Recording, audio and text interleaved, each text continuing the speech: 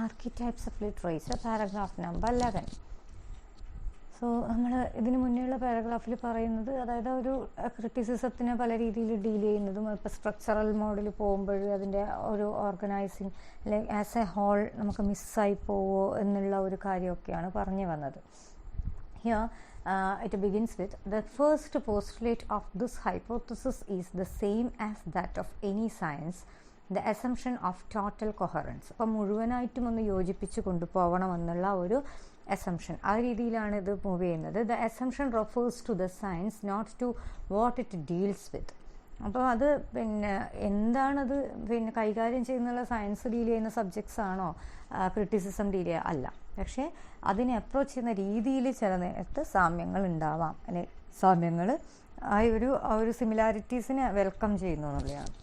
A belief in an order of nature is an inference from the intelligibility of the natural sciences.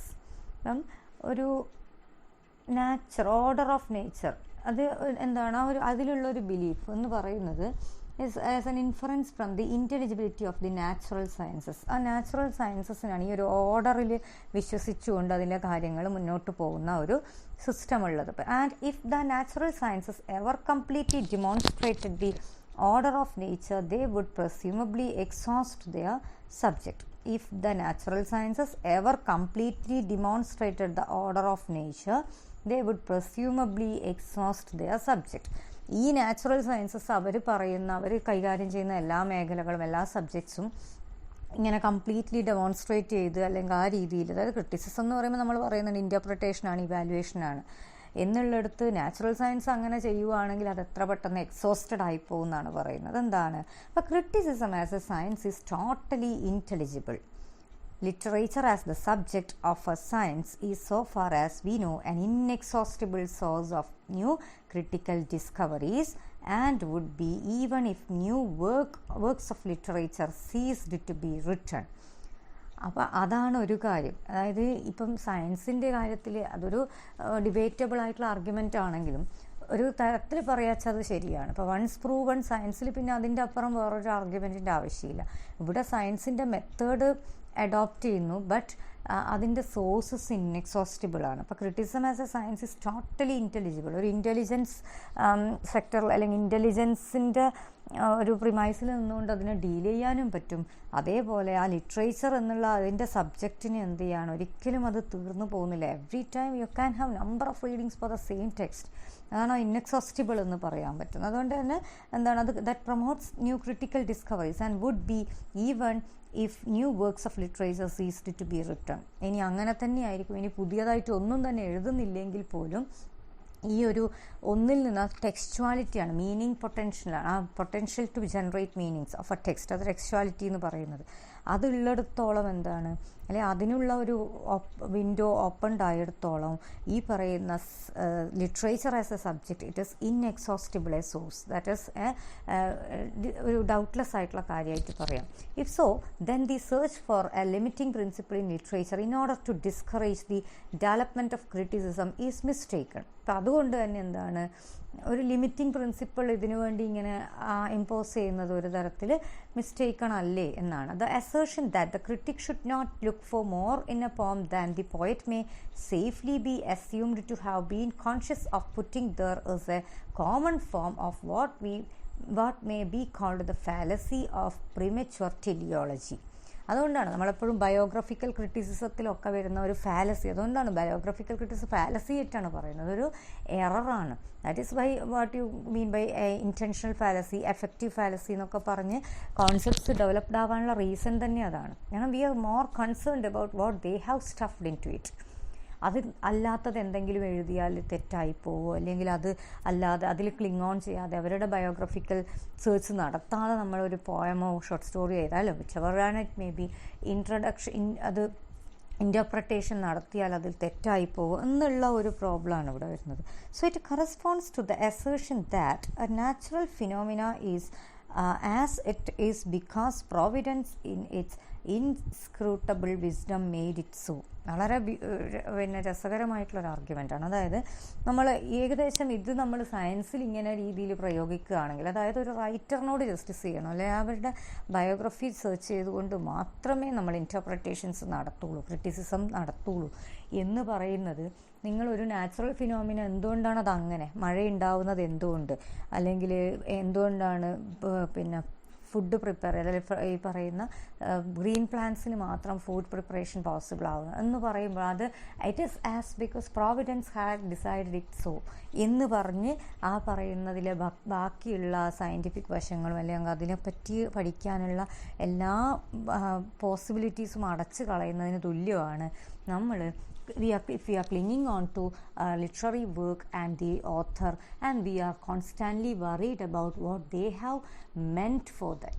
ആ ടെക്സ്റ്റിൽ അവരെന്തുദ്ദേശിച്ചു, അല്ലെ അവർ അത് എഴുതുമ്പോഴുള്ള അവരുടെ മാനസികാവസ്ഥ എന്തായിരുന്നു, അതിനെ മാത്രം ക്ലിങ് ഓൺ ചെയ്തിട്ട് എഴുതിയാൽ മാത്രമേ ഒരു ജസ്റ്റിസ് ചെയ്യാൻ പറ്റൂ എന്ന് നമ്മൾ വിചാരിക്കുകയാണെങ്കിൽ, the criticism that kind of an approach is equivalent to where you stay and tell or explain every natural phenomena in front of you under the guise of in the credits. If you allot it to in 1 or 2 sentences, you can tell that like it's because the providence had decided it so. അതാണ് അവർ assert. അങ്ങനെ വലിയ natural ഫിനോമിനയും അങ്ങനെ തന്നെ എല്ലാം അങ്ങനെയാണ്, അത് പിന്നെ already ഈ രീതിയിലാണ്, ഗോഡ്ലി ഡിസിഷൻസ് ആണെന്ന് പറഞ്ഞാൽ നമുക്ക് ഈ പറയുന്ന പല പ്രതിഭാസങ്ങളും അല്ലെങ്കിൽ സയൻസ് എന്ന് പറയുന്ന ഒരു ശാഖയെ ഉണ്ടാവില്ല. അതേപോലെ തന്നെയാണ് ഇവിടെ പറയുന്നത്. അതായത് നമുക്ക് അതിൻ്റെ അപ്പുറത്തുള്ള ഒരു കാര്യങ്ങൾ, അതായത് ഓഥർ ആസ് എൻ ഏജൻസി എന്ന കോൺസെപ്റ്റാണ് ഇവിടെ. അതൊരു വളരെ പിന്നെ ഡീകൺസ്ട്രക്ഷൻ ഏറ്റവും കൂടുതൽ ചലഞ്ച് ചെയ്യുന്ന കോൺസെപ്റ്റും കൂടിയാണ്. അതായത് ഓഥർ, അതായത് death of the author means the author എന്ന് പറയുന്നത് വെറും ആ എഴുത്ത് എന്നുള്ളതല്ല, എഴുത്തിൻ്റെ അപ്പുറം നമ്മൾ അവർക്ക് കൊടുക്കുന്ന ഒരു അൺഡ്യൂ ഇമ്പോർട്ടൻസ് തന്നെയാണ് as far as post structuralism as concern. അതേപോലെയാണ് ഇവിടെ ഇപ്പോൾ പറയുന്നത്. നമ്മൾ ഇത് അത്രയും ആ മോഡിലല്ലെങ്കിലും ഇവിടെ അതിൻ്റെയൊക്കെ ഒരു വ്യൂ പോയിന്റ് നമുക്ക് കാണാൻ പറ്റും. അതായത് ഈ പറയുന്ന ബയോഗ്രഫിക്കൽ ഓഥർ ഓറിയൻറ്റഡ് ക്രിറ്റിസിസം, ആ ഫാലസിയിലേക്ക് നമ്മൾ വിട്ടുപോകാം. ഇവിടെ എന്താണ്, ക്രിറ്റിസിസത്തിനെ റിനോവേറ്റ് ചെയ്യുകയാണ്, അല്ലെ അതിനെ ഒന്ന് റിവൈവ് ചെയ്തെടുക്കാൻ നോക്കുകയാണ്. It's not completely into post structuralism, അത്രയൊന്നും എത്തിയിട്ടില്ല. ഇതെന്ന് പറഞ്ഞാൽ കുറച്ചും കൂടി പ്രയറാണ്. ഈ ഒരു ടൈം പീരീഡ് നമ്മൾ ഈ എസ്സേ എഴുതുന്ന ഒരു കാലഘട്ടം ഓർമ്മിച്ചു കഴിഞ്ഞാൽ 1591 കാണുന്നത്. അപ്പോൾ അവിടെ ഒരിക്കലും പോസ്റ്റ് സ്ട്രക്ചറിസം ഒന്നും അതിൻ്റെ പീക്കിലെത്തിയ ടൈമൊന്നുമല്ല. ഒരു death of the author declare ചെയ്യുന്നൊരു ടൈം ഓർമ്മിച്ച് നോക്കാം. അപ്പം അങ്ങനെ ഏകദേശം ഈ ഒരു ടൈം പീരീഡ് തന്നെയാണ്, റീതിങ്കിങ് നടക്കുന്നുണ്ട് എന്നുള്ളൊരു ടൈം പീരീഡ് തന്നെയാണെന്ന് പറയാൻ പറ്റും. ബട്ട് ഇത് പ്യുവർലി ഒരു ഡെത്ത് ഓഫ് ദി ഓഥറിനെ അല്ല. ഇവർ പറയുന്നത് ക്രിറ്റിസിസത്തിനെ നമുക്ക് എങ്ങനെയൊക്കെ അതിൻ്റെ ഹൈ പോസിബിലിറ്റീസും അതിൻ്റെ പിന്നെ മറ്റ് തലങ്ങളും ഏറ്റെടുത്ത് അതിനെ ഒന്ന് റിവൈവ് ചെയ്യാനും അതിനെ ഒന്ന് സ്ട്രക്ചർ ചെയ്യാനും പറ്റുമെന്നുള്ള ഒരു രീതിയിലാണ് ഈ എസ്സേയുടെ ഈ ഒരു പാർട്ട് മുന്നോട്ട് പോകുന്നത്. So that's all with paragraph number 11 of archetypes of literature. Thank you. Archetypes of literature paragraph number 12. അപ്പോൾ നമ്മൾ ഇന്നലെ നെക്സ്റ്റ് മുന്നേറ്റ പാരഗ്രാഫിൽ പറയുന്നത് തന്നെ ഒരു ഫാലസീസാണ്. അതായത് ലിറ്ററേച്ചറിന് ഓഥർ റിലേറ്റഡ് ആയിട്ട് മാത്രം കാണുമ്പോൾ അല്ലെങ്കിൽ അങ്ങനെ അതിനോട് ക്ലിങ് ഓൺ ചെയ്യുമ്പോൾ വരാവുന്ന എറേഴ്സ്. ഇനി അടുത്ത പാരഗ്രാഫ് 12 പറയുന്നത്, simple as the assumption appears, it takes a long time for a science to discover that it is in fact a totally intelligible body of knowledge. അപ്പം പിന്നെ സയൻസിന് തന്നെ അതിനൊരു കംപ്ലീറ്റ്ലി ഇൻ്റലിജൻസ് ഓറിയൻറ്റഡ് ആയിട്ടുള്ള ഒരു നോളജിൻ്റെ കൂട്ടമാണ്, അല്ലെങ്കിൽ അങ്ങനെ ഒരു ബോഡി ഓഫ് നോളജ് ആണെന്ന് മനസ്സിലാക്കാൻ ഇറ്റ് ടുക്ക് ടൈം, അല്ലെങ്കിൽ ഇറ്റ് ടേക്സ് ലോങ് ടൈം എന്നുള്ളതാണ്. അപ്പോൾ until it makes this discovery it has not been born as an individual science but remains an embryo within the body of some other subject. അപ്പം അങ്ങനെ അത് completely independent ആണ്, അല്ലെങ്കിൽ self dependent ആണെന്ന് മനസ്സിലാക്കുന്നവരെയും അതും എന്ത് തന്നെയാണ്, ഒരു എംബ്രിയോ മാത്രമാണ്. അപ്പോൾ അങ്ങനെയാണ് the birth of physics from natural philosophy and of sociology from moral philosophy will illustrate the process. അപ്പോൾ ഇങ്ങനെ ഓരോന്നിനും സയൻസിൻ്റെതാണ് എന്നിപ്പം നമ്മൾ വളരെ പിന്നെ പ്രിസൈസ്ലി കാറ്റഗറൈസ് ചെയ്യുന്ന പലതും മറ്റു പലതിൽ നിന്നാണ് വരുന്നത് എന്നുള്ള ഒരു ഐഡിയ. അപ്പം അത് കൃത്യമായിട്ട് എന്നിട്ട് ഈ പിന്നീട് വരുന്ന ബ്രാഞ്ചസിൽ അതിൻ്റെതായൊരു സ്റ്റെബിലിറ്റി അല്ലെങ്കിൽ ഒരു എസൻസ് അതിന് ഫീച്ചർ അതിന് നിലനിർത്താൻ പറ്റുന്നിടത്തോളം ഈ പറയുന്ന എംബ്രിയോ എന്നുള്ള അതായത് വെറും ഒരു ഡെവലപ്പിംഗ് ആയിട്ടുള്ള ഒരു പിന്നെ പാർട്ട് എന്നുള്ള രീതിയിൽ സയൻസും അതേ രീതിയിൽ നിൽക്കേണ്ടി വന്നിട്ടുണ്ട്. So it is also very approximately true that the modern sciences have developed in the order of their closeness to mathematics. അതുപോലെ മോഡേൺ സയൻസസ് ഒക്കെയും പിന്നെ അതിൻ്റെ ആ ഒരു മാത്തമാറ്റിക്സിനോടുള്ള ഒരു ക്ലോസ്നെസ്സിൽ നിന്നാണ് അല്ലെങ്കിൽ അതിനോടുള്ള സിമിലാരിറ്റി സാമ്യത്തിൽ നിന്നാണ് വരുന്നത് എന്നുള്ളൊരു കാര്യം. പിന്നെ the physics and astronomy assumed their modern form in the renaissance, chemistry in the 18th century, biology in the 19th. In the Renaissance, the physics and astronomy assumed their modern form in the റിനൈസൻസിൽ നിന്നാണ് ആസ്ട്രോണമിയും ഫിസിക്സും ഒക്കെ അതിൻ്റെ modern ഫോമിലേക്ക് വരുന്നത്. Chemistry അതൊരു 18th century biology 19th century ഈ രീതിയിൽ ഡെവലപ്ഡ് ആവുകയാണ്. And the social sciences in the 20th century social സയൻസും ആ രീതിയിൽ ഡെവലപ്പ് ചെയ്യും. അപ്പോൾ ഈ സയൻസിൻ്റെ വേരിയസ് ഫോംസ് തന്നെ മറ്റു പല ഓൾറെഡി എക്സിസ്റ്റിംഗ് ആയിട്ടുള്ള പല ബ്രാഞ്ചസിൽ നിന്ന് വരിക അല്ലെങ്കിൽ അതിൽ നിന്ന് ഡെവലപ്ഡ് ആവുക എന്നുള്ളൊരവസ്ഥ. അപ്പം അങ്ങനെ if systematic criticism then is developing only in our day, the fact is at least not an anachronism. അപ്പോൾ അത് ആ കണക്കിന് ഇപ്പോൾ ഈ സയൻസ് എന്ന് പറയുന്നത് അത്രയും എസ്റ്റാബ്ലിഷ്ഡ് ആയിട്ടാണ് ഇന്ന് നമ്മൾ കാണുന്നത്. പക്ഷെ നമ്മൾക്ക് തന്നെ അറിയാം വിക്ടോറിയൻ ഡിലേമ എന്നൊക്കെ പറഞ്ഞ് ആ കാലഘട്ടത്തിൽ എന്തുകൊണ്ടാണ് ഫെയ്ത്തിൽ നിന്ന് ഈ ഒരു ട്രാൻസിഷനിലേക്ക് വേണ്ടിയിട്ട് തന്നെ ഒരുപാട് ടൈം എടുത്തു. ആ ടൈമിൽ തന്നെ ഓൺ ദ സ്പോട്ട് എല്ലാവരും കംപ്ലീറ്റ് ലോജിക്കിലേക്ക് വരുമോ സയൻസിനെ ആക്സെപ്റ്റ് ചെയ്യുകയോ ചെയ്തിട്ടൊന്നുമില്ല. വലിയൊരു ഡിലേമ എന്ന് പറയുന്നതിൻ്റെ കാരണം തന്നെ അതാണ്. What to choose, whether to ഇനി സയൻസിനെ ഡിപ്പെൻഡ് ചെയ്ത് കഴിഞ്ഞതിനെ കൊണ്ട് മാത്രം നമ്മുടെ ഈ ഡിലേമ ഒക്കെ മാറുമോ അല്ലെങ്കിൽ നമ്മുടെ ഈ പ്രോബ്ലംസിന് സൊല്യൂഷൻസ് ഉണ്ടാവുമോ, സൊസൈറ്റിയിലെ പ്രോബ്ലംസ് എന്നൊക്കെയുള്ള എല്ലാ ഡിലേമ അങ്ങനെയുള്ള ആ രീതിയിലത്തെ കൺഫ്യൂഷൻസ് ഒക്കെ കൊണ്ട് തന്നെയാണ് സയൻസ് കുറച്ചെങ്കിലും എസ്റ്റാബ്ലിഷ്ഡ് ആയിട്ട് വരുന്നത്. അപ്പം അങ്ങനെയുള്ള അവസ്ഥക്ക് ക്രിറ്റിസിസം ഇന്നും അതിങ്ങനെ ഡെവലപ്പ് ചെയ്തുകൊണ്ടിരിക്കുന്നത്ര എന്ന് പറയുന്നതിൽ ഒരു തെറ്റുമില്ല. അതായത് അത് വലിയൊരു അനക്രോണിസം ഒന്നുമല്ല, സംതിങ് ടൈം കോൺഫിഗറേഷനിൽ വരുന്ന വലിയൊരു എററൊന്നും അല്ല. കാരണം പിന്നെ വീണ്ടും ക്രിറ്റിസിസം ഒന്നും അല്ലെങ്കിൽ ലിറ്ററേച്ചർ എന്ന് പറയുന്നത് കുറച്ചും കൂടി ഫ്ലെക്സിബിളാണ്. സോ അതിനെ നമുക്കൊരു കൃത്യമായ സയൻസിൻ്റെ പരിവേഷം കൊടുക്കണമെങ്കിൽ ക്രിറ്റിസിസം എന്നൊക്കെ പറയുന്നത് സയൻസിൻ്റെതായ ഒരു രൂപഭേദമായിട്ടാണ് പറയുക. അതിന് ടേക്സ് ടൈം. അപ്പം അങ്ങനെ പറയണമെങ്കിൽ ആ രീതിയിൽ തന്നെയാണ് നമ്മൾ ഈ പാരഗ്രാഫിൽ ലാസ്റ്റ് അനക്രോണിസം അല്ല, അതായത് ഡെവലപ്പ് ചെയ്ത് വരുന്നത്ര എന്നുള്ളതൊരു ഫാക്റ്റ് തന്നെയാണ്. പക്ഷെ അതിനെ എങ്ങനെയെങ്കിലും ഡെവലപ്പ് ചെയ്യണം എന്നുള്ളിടത്താണ്, അല്ലാതെ അതിനുള്ളൊരു ടെൻഡൻസി അതിനു വേണ്ടി ശ്രമിക്കണം എന്നുള്ളിടത്താണ് അതിൻ്റെ കാര്യമിരിക്കുന്നത്. Okay, Archetypes of literature, paragraph number 13. We are now looking for classifying principles lying in an area between 2 points that we have fixed.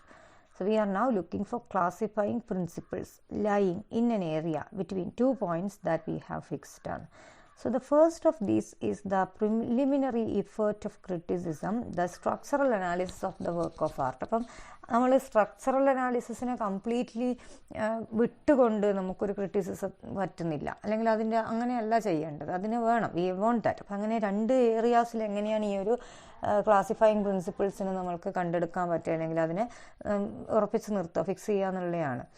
അല്ലെങ്കിൽ ആ രീതിയിൽ എങ്ങനെ അതിനെ അലോട്ട് ചെയ്യാമെന്ന്. ഇപ്പോൾ സ്ട്രക്ചറൽ അനാലിസിസ് ഒരു പാർട്ടായിട്ട് അതിനൊരു വർക്ക് ഓഫ് പ്രിലിമിനറി ആയിട്ട് തന്നെ വരുന്നുണ്ട്. അതായത് ഒരു ടെക്സ്റ്റിനെ സ്ട്രക്ചർ വെച്ചുകൊണ്ട് അല്ലെങ്കിൽ അതിൻ്റെ ലിംഗ്വിസ്റ്റിക് ഫീച്ചേഴ്സൊക്കെ വെച്ചുകൊണ്ട് അനലൈസ് ചെയ്യുന്ന രീതി. The second is the assumption that there is such a subject as criticism and that it makes or could make complete sense. We may next proceed inductively from structural analysis associated in the data we collect and trying to see larger patterns in them. അവിടെ നമ്മൾ ഇൻഡക്റ്റീവും deductive methods അറിയാം. അപ്പോൾ inductive എന്താണ്? Particular to general ആണ്. ഡിഡക്റ്റീവാണ് general to particular. ഇവിടെ structural അനാലിസിസിൽ നിന്ന് നമ്മൾ more സബ്ജക്റ്റീവിലേക്ക് പോകുമ്പോൾ എന്താണ് സംഭവിക്കുക? കുറച്ച് കംപ്ലീറ്റ് വലിയ ബ്രോഡർ ലെവലിലേക്കാണ് പോവുക. അപ്പോൾ we may next proceed inductively from structural analysis associating the data we collect and trying to see larger patterns in them. അപ്പോൾ ഇൻഡക്റ്റീവ് മെത്തേഡിൽ പ്യുവർലി എന്താണ്, ഏത് ഇൻഡക്റ്റീവ് മെത്തേഡിലും വരുന്ന രീതി, അതായത് ചെറിയതിൽ നിന്ന് പർട്ടിക്കുലറിൽ നിന്ന് ജനറലിലേക്ക് പോവുക. ചെറിയ ചെറിയ കാര്യങ്ങളിൽ നിന്ന് ജനറൽ റൂളിലേക്ക് വരിക, അല്ലെങ്കിൽ അതാണ് ഇൻഡക്റ്റീവ് റൂൾ എന്നുള്ള കാര്യം ഇവിടെ വരുന്നില്ല. ഇവിടെ എന്താണെന്ന് പറഞ്ഞാൽ ഏറ്റവും ഷോർട്ട് ആൻഡ്, അതായത് സ്ട്രക്ചർ എന്ന് പറയുമ്പോൾ ടെക്സ്റ്റ് ബേസ്ഡ് ആണ്, സ്ട്രക്ചറിൻ്റെ ഉള്ളിലാണ് അതിൻ്റെ, അപ്പോൾ അതിൽ നിന്ന് ബ്രോഡറിലേക്ക് പോകുക എന്നാണ് പറയുന്നത്. Or we may proceed deductively with the consequences that follow from postulating the unity of criticism. അല്ലെങ്കിൽ എന്താണ് ഡിഡക്റ്റീവ് മെത്തേഡ്, അല്ലെങ്കിൽ ഡിഡക്റ്റീവ് ആകുമ്പോൾ എന്താണ് ജനറൽ നിന്ന് പർട്ടിക്കുലറിലേക്കാണ് വരിക. It is clear of course that neither procedure will work indefinitely without correction from the other. ഇപ്പോൾ രണ്ടായാലും it is clear of course that neither procedure will work indefinitely without correction from the other.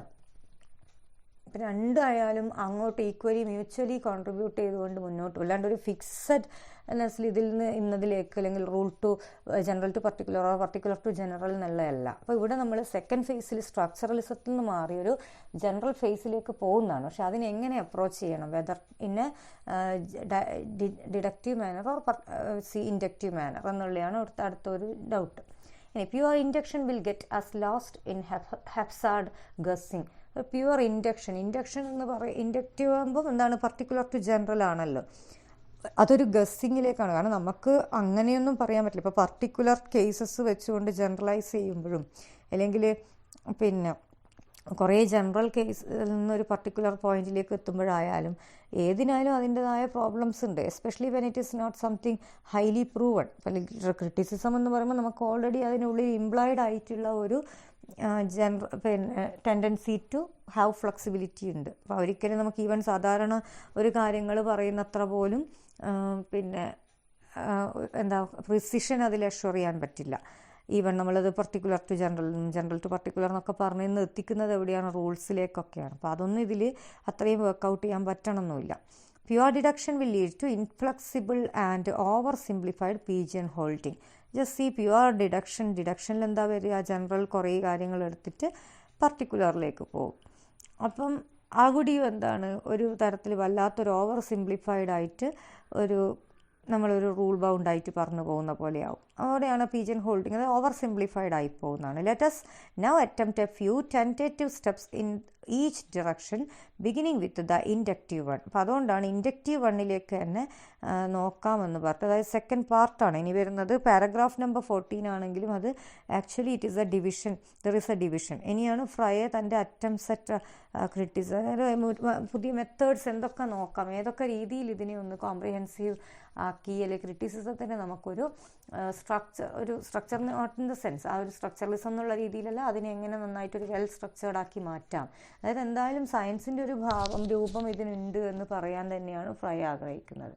അപ്പോൾ ആ പറയുന്ന കാര്യത്തിൽ പിന്നെ അതിനോട് എത്രമാത്രം നീതി പുലർത്താമെന്ന് കാണേണ്ടിയിട്ടാണ് ഈ പറയുന്ന സ്ട്രക്ചറിൻ്റെ ഉള്ളിൽ നിന്നും you can go beyond that structural analysis and try for some subjective additions അങ്ങനെ പറയാം. പക്ഷെ അതിനും എന്ത് വേണം, ഒരു മെത്തഡോളജി വേണം. മെത്തഡോളജി ഉണ്ട് ഈ ക്രിറ്റിസിസം എന്ന് പറയുന്ന ഏരിയ ബ്രാഞ്ചിന് എന്ന് പറയാനുള്ള ഒരു അറ്റംപ്റ്റാണ് in the beginning of the essay itself Frye has been going on with. അപ്പോൾ അത് നമ്മൾ ഇനിയുള്ള പാരഗ്രാഫ്സ്, ഇനിയുള്ള ചാപ്റ്റേഴ്സിൽ അതെന്തൊക്കെയാണ് അവരുടെ അസംഷൻസ്, എങ്ങനെയാണ് അത് വർക്കൗട്ട് ചെയ്യുന്നതെന്ന് കൂടി കാണും. So that's all with paragraph 13 of archetypes of literature, and the first part of the essay comes to an end here. അപ്പോൾ ആദ്യത്തെ 4 പാരഗ്രാഫ്സ് ആക്ച്വലി എസ്സേ അല്ല എന്ന് പറഞ്ഞിട്ടുണ്ട്. 5th മുതലാണ് എസ്സേ ശരിക്കും സ്റ്റാർട്ട് ചെയ്യുന്നത്. അത് ഫസ്റ്റ് പാർട്ടായിട്ട് എടുത്തു കഴിഞ്ഞാൽ പാരഗ്രാഫ് നമ്പർ 14 മുതൽ സെക്കൻഡ് പാർട്ടാണ് of the essay the archetypes of literature by Northrop. Thank you. The Archetypes of Literature, paragraph number 14. The unity of a work of art, the basis of structural analysis, has not been produced solely by the unconditioned will of the artist, for the artist is only its efficient cause. അപ്പോൾ ഒരു unity of work of art അതൊരു structural അനാലിസിസിൻ്റെ basis തന്നെയാണ്. അങ്ങനെ ആയതുകൊണ്ട് structures എന്ന് പറയുമ്പോൾ തന്നെ വളരെ യൂണിഫൈഡ് ആയിട്ടുള്ള ഒരു ഇതാണ്. അപ്പോൾ അത് എന്ന് പറയുന്നത് ഒരിക്കലും ഒരു ആർട്ടിസ്റ്റ് മാത്രം വിചാരിച്ചുകൊണ്ട്, ആർട്ടിസ്റ്റിൻ്റെ മാത്രം, അതായത് ആ വർക്കിൻ്റെ ഓഥറിൻ്റെയോ അല്ലെങ്കിൽ ഏത് രീതിയിലല്ല അതിൻ്റെ ക്രിയേറ്റ് ചെയ്ത ആളുടെ മാത്രം അൺകണ്ടീഷൻഡ് ആയിട്ടുള്ളൊരു എഫേർട്ട് കൊണ്ടോ എഫിഷ്യൻ്റ് ആയിട്ടുള്ള ഒരു കോസും ഉണ്ട്. അവരെ മാത്രമല്ല അതിൻ്റെ റീസൺ എന്നാണ് പറയുന്നത്. കാരണം അവരതിൻ്റെ ഒറ്റയൊരു പാർട്ടാണ്, അതായത് അത് എഴുതുന്ന അവർ ചെയ്യുന്ന കാര്യം അവരെഴുതുന്നുണ്ട് എഫിഷ്യൻറ്റ് കോസാണ്. ബട്ട് അതൊരിക്കലും അവരുടെ മാത്രം വില്ല് കൊണ്ട്, അവരുടെ മാത്രം ഇൻറ്റൻഷൻ കൊണ്ട് സംഭവിക്കുന്നതല്ല. It has form and consequently a formal cause. അപ്പോൾ അതിന് ആ വർക്കിന് തന്നെ ഒരു ഫോം ഉണ്ട്, അപ്പോൾ അതുകൊണ്ട് തന്നെ ഒരു ഫോർമൽ കോസും ഉണ്ട്. The fact that revision is possible, that the poet makes changes not because he likes them better but because they are better, means that poems like poets are born and not made. ഇതാണ് പറയുന്നത്. അതൊരു poet ഇപ്പോൾ ഒരു കാര്യം എഴുതിയാൽ അവർ അതിൽ ചിലപ്പോൾ changes വരുത്തും, sometimes according to others instructions or opinions. Otherwise like after writing, after keeping it for some time, പിന്നെ റീഡിങ്ങിൽ തോന്നും yes this is better, this word is better than the other word. ഇതൊരു യൂഷ്വൽ ക്രിയേറ്റീവ് പ്രോസസ്സിൽ നടക്കുന്ന കാര്യമാണ്. അപ്പം അതെങ്ങനെയാണ് അങ്ങനെ ചെയ്യുന്നത്? ഒരു കാരണം എന്താണ്? ആ ചേഞ്ചസ് അതെന്തുകൊണ്ടാണ്? Not because he likes them better but because they are better. അതുകൊണ്ടാണ് ചിലപ്പം ഒരു പർട്ടിക്കുലർ മൊമെൻറ്റിൽ നമുക്ക് തോന്നുന്ന ഐഡിയാസ് അത് എഴുതി അതേ രീതിയിൽ തന്നെ റിട്ടേൺ ചെയ്യാനായിരിക്കും sometimes we feel like. But editors sometimes പറയും ഇതാണ് നല്ലത്, അല്ലെങ്കിൽ അതേഴ്സ് പീപ്പിൾ ഓൾസോ നമ്മളൊരു പിന്നെ റിവ്യൂ കൊടുക്കുമ്പം പറയുമ്പോൾ സംടൈംസ് അപ്പം ഇങ്ങനെയാണെങ്കിൽ ഒരു opinion it's like that, majority comes like that with the same opinion. അപ്പോൾ then let me change it എന്നുള്ളതാണ്. അപ്പോൾ അതുകൊണ്ടാണ്. So that's because that are better. അപ്പോൾ അതിന് ഓൾറെഡി ഒരു ഫോർമൽ കോസ് ഉണ്ട് അവിടെ. അതുകൊണ്ട് sometimes it is like writers are adamant that my writing that should be return, my ways, my concepts that should be returned there, അങ്ങനെ വിചാരിക്കുന്നവരും ഉണ്ട്. പക്ഷേ ഈ ആസ് എ ഹോൾ ഇങ്ങനെ ഒരു എഡിറ്റിംഗ് പ്രോസസ്സിലെങ്കിലും നടക്കുന്ന കാര്യം ഇതാണ്. Something is better because of that the other thing is changed, means that poems like poets are born and not made. അപ്പോൾ അതുകൊണ്ട് തന്നെ ഈ പോയംസും എന്താണ്? Those are born out of these proportions. The poet's task is to deliver the poem as uninjured a state as possible, and if the poem is alive it is equally anxious to be rid of him. പിന്നെ അതുപോലെ ഒരു പോയത്തിൻ്റെ അതുകൊണ്ട് തന്നെ അവരുടെ ഒരു task എന്ന് പറയുന്നത് maximum അൺഇഞ്ചേർഡ് ആയ രീതിയിൽ അതിന് as uninjured a state as possible. പിന്നെ ഒരുപാട് ക്രാഫ്റ്റ് ചെയ്യുമ്പോൾ അതിന് ക്രിയേറ്റിവിറ്റി അല്ല അതൊരിക്കലും. അപ്പോൾ അതുകൊണ്ടാണ് പറഞ്ഞത് ഇറ്റ്സ് ബോൺ നോട്ട് മെയ്ഡ് എന്ന് പറയുന്നിടത്ത് അതിൽ ക്രിയേറ്റീവ് പ്രോസസ്സിന് തന്നെയാണ് ഏറ്റവും ഇമ്പോർട്ടൻസ്. ഇപ്പോൾ ഒരാൾ അയാളുടെ പീക്ക് ഓഫ് ക്രിയേറ്റിവിറ്റിയിൽ എഴുതുന്ന ഒരു കാര്യം ഒരുപാട് എഡിറ്റിങ്ങും കാര്യങ്ങളും വരുമ്പം ക്രിയേറ്റിവിറ്റി ഈസ് അറ്റ് ലോസ്റ്റ്. അപ്പോൾ അതൊരു മെയ്ഡായി മാറും. Something is already furnished. അതിനേക്കാളും വേണ്ടത് എന്താണ്? മാക്സിമം അൺഇഞ്ചേർഡ് ആയിട്ടുള്ളൊരു സ്റ്റേറ്റിൽ തന്നെ അതിനെ പിന്നെ പുറത്തേക്ക് കൊണ്ടുവരിക എന്നുള്ളതാണ്. പിന്നെ അതുപോലെ തന്നെ ആ പോയമും എന്താണ്? It is told to be born and so it is possible that it is alive and it is equally anxious to be rid of him. അതുകൊണ്ട് തന്നെ നമ്മളിപ്പോൾ ഓൾറെഡി ഒരു ക്രിറ്റിസിസം, ഒരു അപ്രോച്ചിൽ നമ്മൾ പറഞ്ഞിട്ടുള്ളൊരു കാര്യമാണ് പിന്നെ always we have the tendency to cling on to or go back to the biographical details and the psychological situation, status of the writer. ഇതിനെല്ലാം പോകുമ്പം അവിടെ ആ ടെക്സ്റ്റ് എന്താണ്? the text also craves to be rid of this writer and screams to be cut loose from his private memories and associations, his desire for self-expression and all the other navel string and feeding tubes of his ego. ഇപ്പോൾ ഒരു റൈറ്ററിൻ്റെ ഒരു പോയത്തിന് എപ്പോൾ always if we are trying to connect it with the biographical or the writer's background, ആ പോയത്തിനൊരിക്കലും അതിൽ നിന്ന് there is no riddance for the poem from this egoistic features like egoistic chain. ഇപ്പോൾ ഒരു റൈറ്റർ ചിലപ്പോൾ എന്തായിരിക്കും? ഒരു സെൽഫ് എക്സ്പ്രഷൻ ഓഫ് ഗ്രീഫ് ആയിരിക്കും, അല്ലെങ്കിൽ അയാളുടെ പർട്ടിക്കുലർ ടൈം പീരീഡിലുള്ള ഒരു സോഷ്യൽ പ്രോബ്ലം ആയിരിക്കും. പക്ഷേ അതിനൊരു യൂണിവേഴ്സൽ ടച്ചും പോസിബിളാണ്. Universality is possible. But if you are always trying to place that particular poem in the context poem or any literary writing in that context only, and you are not the poem doesn't have any rid of the egoistic expressive chain of the circle of the writer.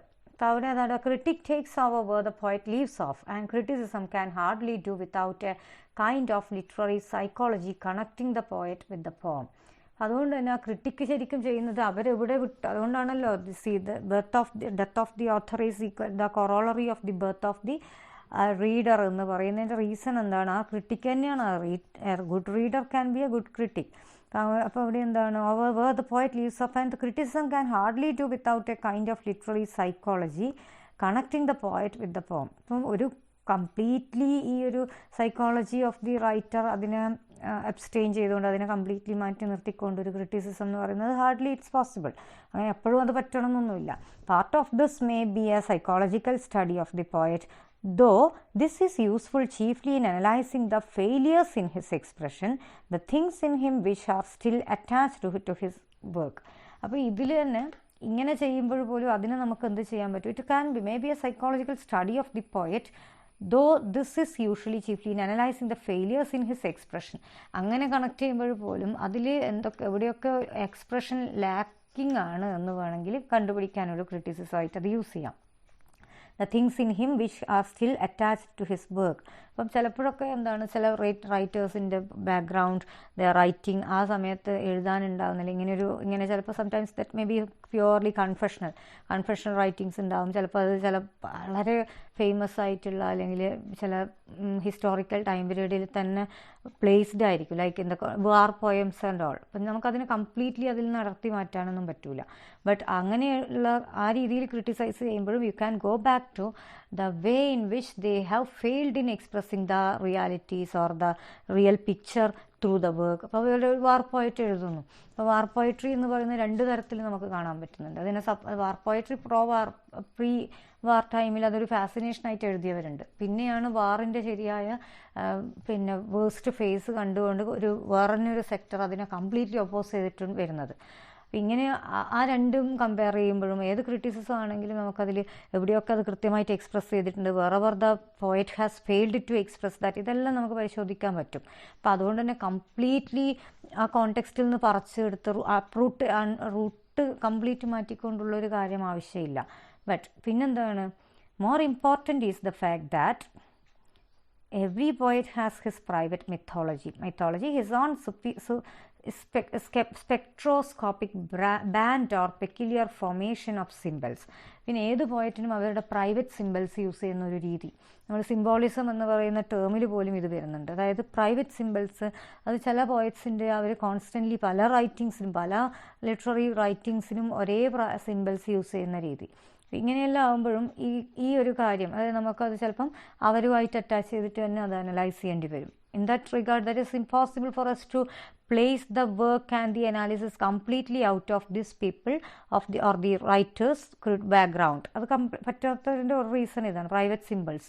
Sometimes that makes meaning mainly of them. അവർക്ക് മാത്രമായിരിക്കും അതിൻ്റെ meanings, അല്ലെങ്കിൽ അവർ connected ആയിരിക്കും അതിൻ്റെ meanings ആ സിമ്പിൾസിൻ്റെ. അപ്പം അങ്ങനെയാണ് അത് വരുന്നത്. His own spectroscopic brand or peculiar formation of symbols, of much of which he is quite unconscious. ഇനി അത് അവർ യൂസ് ചെയ്യുന്നത് പിന്നീടായിരിക്കും അത് നോട്ട് ഡൗൺ ചെയ്യുന്നത്. Sometimes they may not be aware. നമ്മളിപ്പോൾ sometimes we have the tendency, നമ്മൾ ചിലപ്പോൾ പറയുന്ന കാര്യങ്ങൾ എപ്പോഴും ചില വേർഡ്സ് യൂസ് ചെയ്യാൻ ഒരേ ടെൻഡൻസി അങ്ങനെ പലപ്പോഴും വരും. അപ്പോൾ അത് നമ്മൾ കോൺഷ്യസ് ആവണമെന്നില്ല. ഈവൺ വി ഹാവ് നമ്മൾ സംസാരിച്ചുകൊണ്ടിരിക്കുമ്പം we have this kind of ഒരു സ്റ്റാമറിങ് അല്ലെങ്കിലും നിർത്തി പറഞ്ഞു പോകും, അല്ലെങ്കിൽ ചില വേർഡ്സോ ചില എക്സ്പ്രഷൻസോ കോൺസ്റ്റൻ്റ്ലി നമ്മുടെ സംസാരത്തിൻ്റെ പാർട്ടായിട്ട് വരും. നമ്മൾ ചിലപ്പോൾ കേട്ടിട്ടുണ്ടാവും this is the way each and every time the persons stop and do like. പക്ഷെ അവരത് വേറെ ആയിരിക്കണം. അപ്പോൾ ഇതേപോലത്തെ ഒരു അവസ്ഥയാണ് ഈ പ്രൈവറ്റ് സിമ്പിൾസിൽ. അവർ ചിലപ്പോൾ ഡെലിബറേറ്റ്ലി ആയിരിക്കില്ല യൂസ് ചെയ്യുക, പക്ഷേ later on when some people set out to study them, ഇത് നമ്മൾ അവരുടെ ഒരു ഫീച്ചറായിട്ട് നോട്ട് ഡൗൺ ചെയ്യണം. അത് അതിലുണ്ട്, അപ്പോൾ ഇതിലുണ്ട്. ഇപ്പോൾ ഒറ്റക്കൊറ്റക്ക് പോയാകുമ്പോൾ പോലും നമ്മളത് കണ്ടുപിടിക്കണമെന്നില്ല. But at times we come across such private symbols constantly used by some writers. ഇതെല്ലാം നമ്മൾ ക്രിറ്റിസിസത്തിലൂടെയാണ്, അല്ലെങ്കിൽ നല്ലൊരു മെത്തഡോളജിക്കൽ ക്രിറ്റിസിസത്തിലൂടെ തന്നെയാണ് നമുക്കിതിൻ്റെ എല്ലാം ഒരു കൃത്യമായിട്ടുള്ള നോഷൻ കിട്ടുക.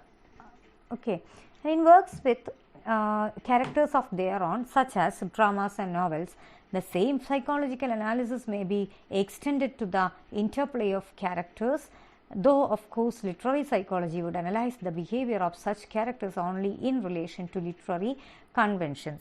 പിന്നൊരു കാര്യം, ഇപ്പം ഒരു പോയട്രിയിലാണെങ്കിൽ തന്നെ നമുക്കറിയാം, പോയട്രിയിൽ സംടൈംസ് നമ്മൾ അതിൻ്റെ ഒരു അനാലിസിസ് എഴുതും. അപ്പം ചിലപ്പോൾ പറയും ദ പോയറ്റ് ടോക്സ് ലൈക്ക്, അല്ലെങ്കിൽ പറയും ദ സ്പീക്കർ ടെൽസ് ലൈക്ക്. നമുക്കറിയില്ല, നമുക്കിപ്പോൾ ഈവൻ നമുക്ക് അറിഞ്ഞാൽ പോലും അത് നമുക്ക് കൃത്യമായിട്ട് ചിലപ്പോൾ അറിയാം ഇത് വളരെ ഓട്ടോബയോഗ്രഫിക്കലായിട്ടൊരു പോയമാണെന്ന്. But unless and until we have an idea in connection with some other details, നമുക്കതൊന്നും അറിയില്ല, നമുക്കൊരു പോയം ഇങ്ങനെ കിട്ടുകയാണ്.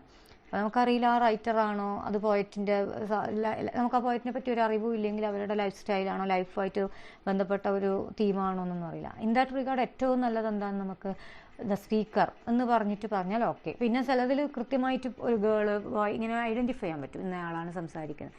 അങ്ങനെയൊന്നും ഇല്ലാത്തടത്ത് നമ്മൾ അഡോപ്റ്റ് ചെയ്യുന്ന രീതി പോയട്രിയിലാണെങ്കിൽ. But what about drama and novels which types do contain many characters? അങ്ങനെയുള്ളിടത്ത് എന്താണ്, അത് കോൺവെർസേഷൻസ് ഒക്കെ ഉണ്ടാവും. അപ്പോൾ അവർ തമ്മിലുള്ള conversations, interplay of characters. So of course literary psychology would analyse the behaviour of such characters only in relation to literary convention. നമുക്കത് അങ്ങനെയാണ്. അതിൽ ചിലപ്പോൾ ഇപ്പം നമ്മൾ ഒരു റൈറ്റർ ഒരു കാര്യം എഴുതുമ്പോൾ